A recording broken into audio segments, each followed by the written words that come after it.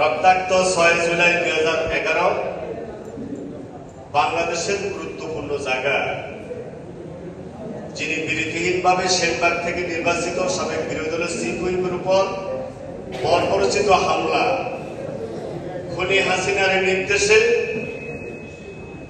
হারুন বিপ্লবের অত্যাচার সারা বাংলাদেশের মানুষ দেখেছে টিভির পর্দা। আজকের এই প্রতিবাদ সভায় অনেকেই বক্তব্য দিয়েছেন। আমি শুধু এইটুকু বলতে চাই, পৃথিবীর যে কোনো প্রান্তে থাকুক, এডিসি হারুন এবং বিপ্লবকে ইন্টারপোলের